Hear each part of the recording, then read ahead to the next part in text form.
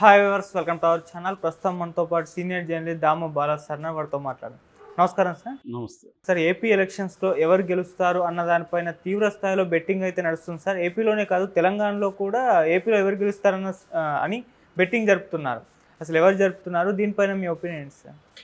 ఆంధ్రప్రదేశ్లో ఎవరు గెలుస్తారు అనే దాని మీద రకరకాల పద్ధతిలో బెట్టింగ్ జరుగుతుంది. ప్రధానంగా జగన్ గెలుస్తాడా, చంద్రబాబు అంటే జగన్ సీఎమ్మా, చంద్రబాబు సీఎమ్మా అనే దాని మీద ప్రధానంగా బెట్టింగ్ జరుగుతుంది. ఎందుకంటే ఈ ఎన్నికలు జరిగింది కూడా జగన్ని దించేయాలా, జగన్ని మళ్ళీ ఉంచాలా, అంటే జగన్ కేంద్రంగా ఎన్నికలు జరిగాయి, చంద్రబాబు కేంద్రంగా కంటే కూడా.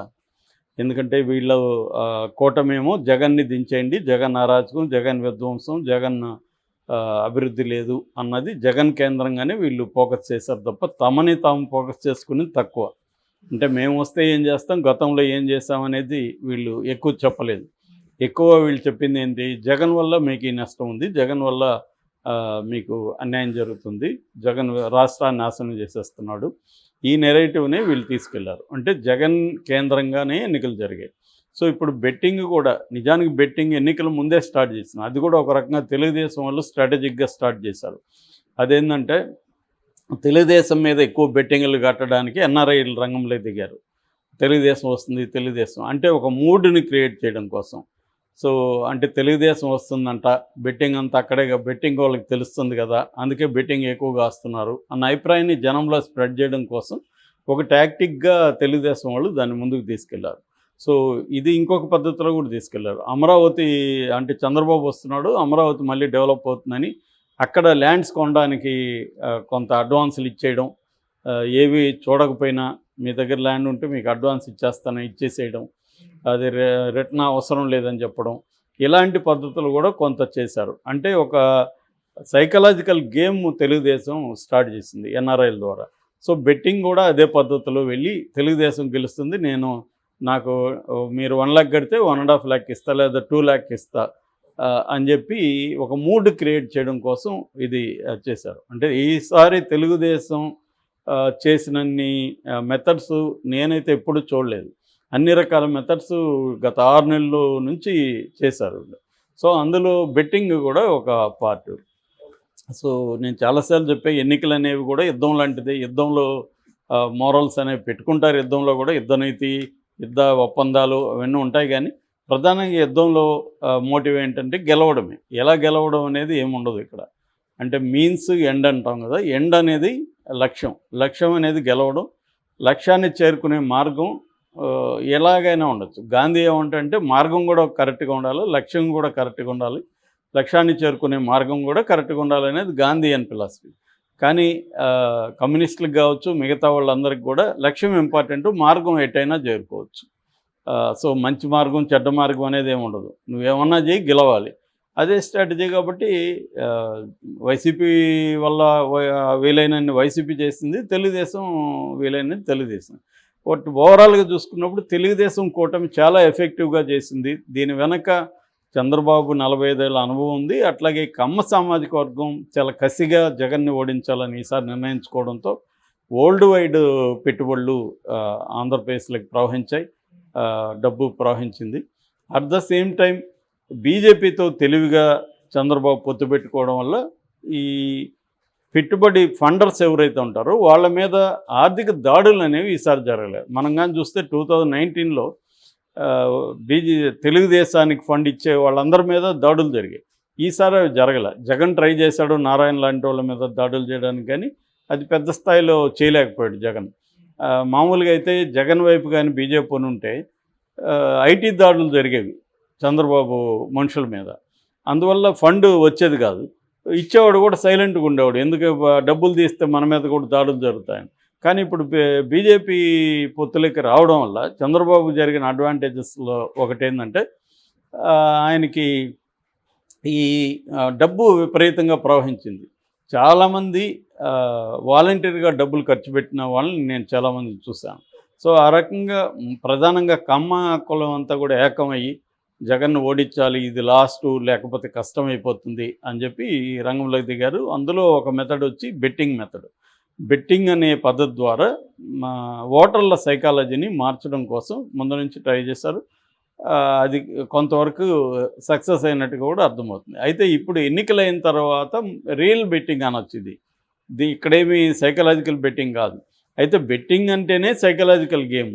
అంటే మనం ఎవరు అయితే గెలుస్తారని అనుకుంటామో వాళ్ళ మీద ఎక్కువ ఎలా పెట్టించాలి అనేది సైకలాజికల్ గేమ్ అన్నమాట. సో ఆ గేమ్ కూడా బుకీలు బాగా ఆడతారు. ఇది బెట్టింగ్ అనేది ఒక సైకలాజికల్ గేమ్. సో అలాగా ఇప్పుడు ఏంటంటే జగన్ అధికారంలోకి వస్తాడనేది ఒకటి, అంటే వైసీపీ అధికారంలోకి వస్తుందని కొంతమంది కాస్తుంటే, లేదు కూటమి అధికారంలోకి వస్తుంది అనేది కొంతమంది కాస్తున్నారు. దాంట్లో మళ్ళీ వైసీపీకి 120 సీట్లు వస్తాయి లేదా 100 వస్తాయి. ఇలాగ మళ్ళీ సీట్ల సంఖ్య మీద మళ్ళీ బెట్టింగ్, అంటే మెజారిటీ మీద కూడా బెట్టింగ్ అనమాట. ఇది ఓవరాల్గా తీసుకున్నప్పుడు. అట్లా కాకుండా కొన్ని ప్రధానమైన ఉన్నాయి. ఫర్ ఎగ్జాంపుల్ పిఠాపురంలో పవన్ కళ్యాణ్ ఓడిపోతాడని కొంతమంది, గెలుస్తాడని కొంతమంది, గెలిస్తే ఎంత మెజారిటీ వస్తుందని కొంతమంది జరుగుతుంది. ఎందుకంటే అక్కడ దాదాపు 6% ఓట్ల షేర్ పెరిగింది ఈసారి. ఎందుకు పెరిగిందంటే ఇది పవన్ కళ్యాణ్ కోసమే పెరిగిందనేది వాళ్ళు వేసుకుంటున్న అంచనా. ఎందుకంటే పవన్ కళ్యాణ్కి వ్యతిరేకంగా అంత ఓటింగ్ పెరిగే అవకాశం లేదు కాబట్టి పవన్ కళ్యాణ్ అక్కడ మెజారిటీ వస్తాడు. సో పవన్ కళ్యాణ్కి ఎంత మెజారిటీ వస్తుందనేది అక్కడ బెట్టింగ్ జరుగుతుంది.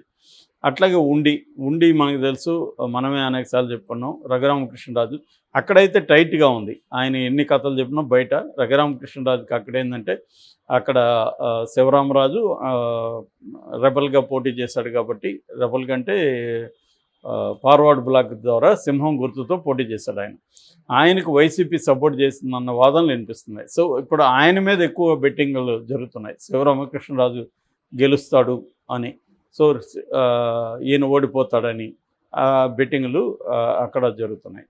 అట్లాగే కుప్పంలో కూడా టైట్గా ఉందని ఒక నెరేటివ్ని బిల్డప్ చేశారు. ఇది కూడా కారణం ఏముందంటే బెట్టింగ్ కోసమే. నిజానికి అక్కడ చంద్రబాబు కంఫర్టబుల్గా గెలుస్తాడనేది ఎక్కువ సర్వేలు చెప్తున్నాయి.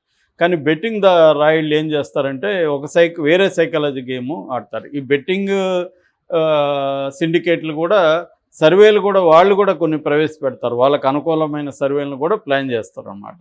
ఎందుకంటే దాన్ని బట్టి రేపు బెట్టింగ్లో డబ్బులు రావు. ఎందుకంటే బెట్టింగ్ అనేది అంటే స్పీడ్గా 100 కోట్లు 1000 కోట్లు డబ్బులు సంపాదించే మార్గం బుకీలు చేసుకుంటారు.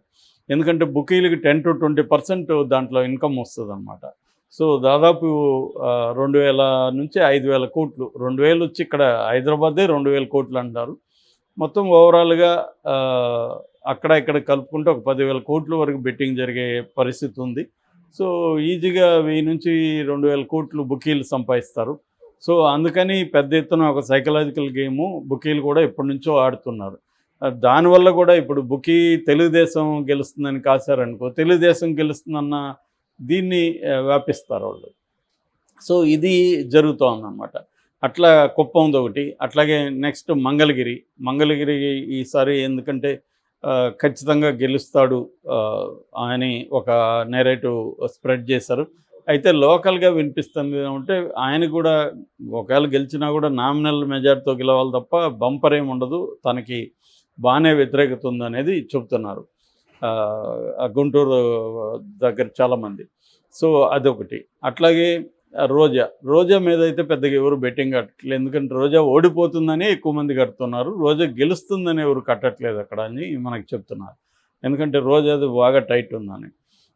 ఇక పులివెందుల్లో జగన్కి మెజార్టీ తగ్గుతుందని ఎక్కువ మంది కడుతున్నారు. గతం కంటే తగ్గుతుందా తగ్గదా అన్న ఇది జరుగుతుంది. అట్లాగే కడపలో షర్మిల గెలిచే అవకాశం ఉందని ఈ మధ్య ఒక పుకారు పుట్టించారు. అంటే ఇది కూడా బెట్టింగ్ రాయలు పుట్టించారని నాకు అనిపిస్తుంది. ఎందుకంటే అంత ఊపేం అక్కడ కనబడట్లేదు, కానీ షర్మిల మీద బెట్టింగ్ కడుతున్నారు చాలామంది. అట్లాగే పులివెందుల ఆల్రెడీ మనం చెప్పుకున్నాం, వంశీ అండ్ కొడాలి నాని వీళ్ళిద్దరు దీని మీద కూడా గన్నవరం ఇది.